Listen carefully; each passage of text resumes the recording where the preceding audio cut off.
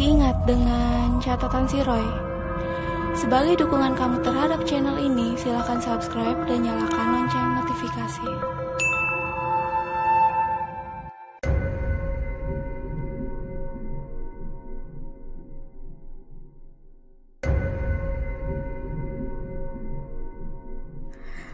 Selamat datang di YouTube channel Catatan si Roy, dan kali ini aku akan men-share kisah yang aku alami sendiri. Langsung aja ya.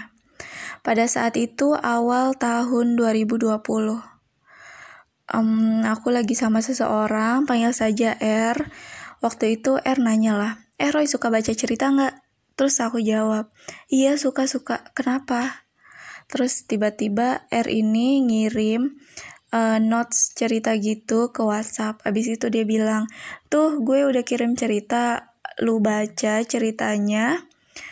Abis itu lu kasih komen ya ke gue, cerita itu menurut lu fiksi atau nyata, dan menurut lu isi ceritanya gimana. Terus akhirnya aku bilang yaudah oke, gue baca.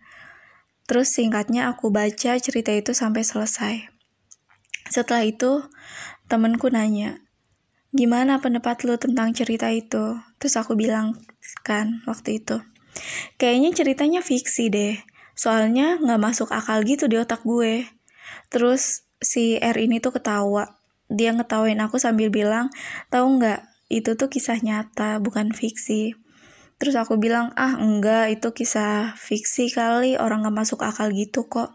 Terus temanku bilang, iya terserah lu mau percaya atau enggak, kan setiap orang punya hak untuk percaya atau tidak, dan R ini tidak memaksakan gue untuk percaya.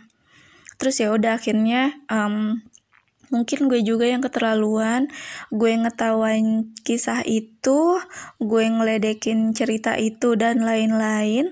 Akhirnya pas gue lagi bercanda sama R, tiba-tiba, ngomong-ngomong R ini bisa mediasi.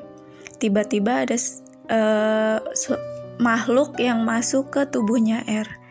Terus dia itu dengan penuh amarah, dia marah-marah ke gue, dia bilang gue kurang ajar dan lain-lain. Dia bilang gue itu kurang ajar karena gue gak percaya sama ceritanya dia. Dia bilang gue kurang ajar karena gue sudah mengolok-ngolok kisah hidupnya. Sumpah waktu itu gue sangat-sangat takut dan sangat-sangat merinding. Terus akhirnya sosok itu keluar. Gue tanya dong sama R, serius gue nanya, itu yang barusan tadi masuk siapa? Terus R bilang, itu Bianca. Oh ya, ngomong-ngomong, cerita gue itu sebenarnya nama aslinya bukan Bianca, tapi gue di sini nggak mau menyebutkan nama aslinya, jadi gue sebut saja Bianca. Terus gue bilang, serius R itu Bianca? Terus R bilang lagi, iya serius itu Bianca. Roy, dulu tahun 2012 gue nggak sengaja ketemu sama Bianca. Singkatnya, Bianca menceritakan kisah hidupnya sama gue, dan gue tulis kisah hidupnya. Terus gue share deh sama lu sekarang. Sumpah itu aku speechless, aku bengong, aku takut, deg-degan ya, panik, merinding. Terus aku nanya lagi, tapi R, Bianca gak marah kan sama aku? Sumpah aku gak tahu dan aku gak sengaja untuk ngeledekin kisahnya itu, aku gak sengaja banget karena aku gak tahu. Terus R bilang, udah gak apa-apa, santai aja, dia gak marah kok. Abis itu ya udahlah, berlalu kan, hari demi hari berlalu. Cuman selama menjalani aktivitas tuh jujur aku ngerasa ada yang merhatiin, aku jadi ketakutan padahal aku nggak lihat apa-apa tapi ngerasain takut. Mandi aku takut karena ngerasa ada yang ngeliatin, di dapur ngerasa ada yang ngeliatin, aktivitas pokoknya semuanya tuh ngerasa ada yang liatin gitu, dan aku selalu merinding serta punggungku berat. Terus selang beberapa hari aku tanyalah ke R, kenapa ya? Kok badan gue gak enak banget? Terus juga akhir-akhir ini gue selalu merinding. Gue ngerasa kalau mandi ada yang merhatiin, gue ngerasa kalau tidur ada yang merhatiin, dan lain-lain. Itu kenapa ya? R tetap bilang enggak ada apa-apa. Terus tiba-tiba ada sosok yang masuk ke tubuhnya R untuk mediasi.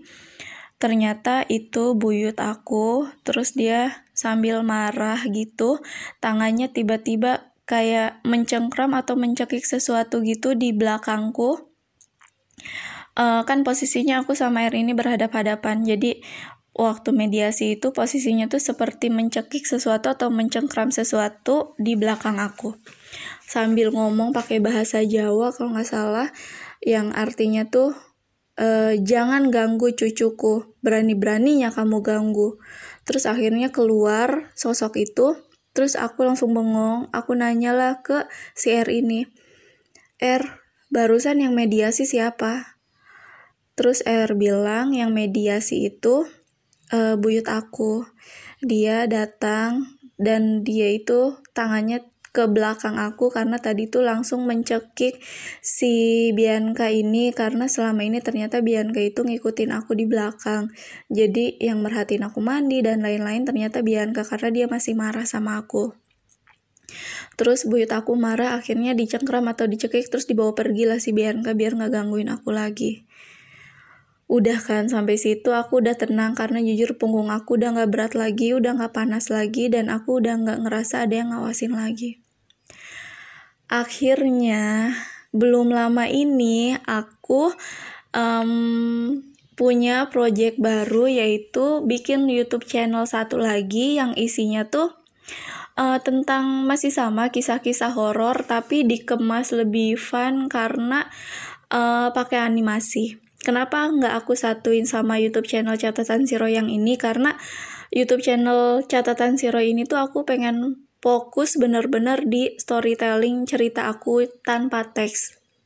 Sedangkan di YouTube channel podcast CSR ini, aku biasanya bercerita menggunakan teks dan dikemas dengan animasi. Tapi tetap itu kisah horor. Akhirnya, nggak tahu kenapa aku tiba-tiba kepikiran aja sama kisahnya Bianca. Terus aku bilang lah sama R, aku pengen bikin YouTube channel podcast CSR, tapi untuk di season cerita pertama, aku pengen ceritain kisahnya Bianca, karena aku pun mengalami langsung gitu didatengin sama Bianca. Akhirnya R bilang ya udah bikin aja. Terus akhirnya bikin. Aku waktu itu tag soal Bianca itu tengah malam, dari jam 12 atau jam 11 malam, baru selesai itu jam 5 pagi. Karena ya prosesnya susah kan, gak gampang, jadi butuh waktu yang lama banget. Terus selama aku tag itu, jadi ada satu adegan yang jujur aku bingung banget nada bicaranya tuh harus seperti apa gitu biar masuk, karena berkali-kali gak masuk-masuk. Akhirnya Bianca datang lagi. Dia datang mediasi melalui R, dan yang bikin aku speechless plus merinding, Bianca tahu nama aku. Tiba-tiba Bianca bilang, Roy, aku nyapanya gini, selamat pagi. Dia sambil melambaikan tangan. Terus aku yang bengong. Aku bilang, Bianca, aku di sini izin mau menceritakan kisah kamu, dan insya Allah nanti aku akan ajak orang-orang yang mendengarkan kisah ini untuk sedikit menyelipkan doa buat kamu biar kamu tenang di sana. Habis itu Bianca pergi. Terus aku lanjut ngetek lagi, dan di cerita itu tuh ada bagian aku membacakan sebuah mantra. Tapi mantra itu memang kita buat 50% asli, 50%-nya lagi enggak. Terus abis itu Bianca datang lagi. Bianca bilang ke aku, Roy, kenapa kamu tidak membacakan mantra yang aslinya? R tahu mantra yang aslinya. Kenapa kamu tidak membacakan mantra yang aslinya? Terus aku bilang kan waktu itu, Bianca, Maaf, aku gak bisa bacain mantra aslinya karena nanti bakalan banyak yang ngikutin aku untuk baca mantra aslinya. Terus Bianca tetap ngomongnya, Roy, kamu baca mantra aslinya. Kenapa kamu tidak baca mantra aslinya? R tahu mantra aslinya. Aku mau kamu baca mantra aslinya. Biar aku ada temannya. Damn, aku langsung merinding waktu itu, sumpah aku merinding banget.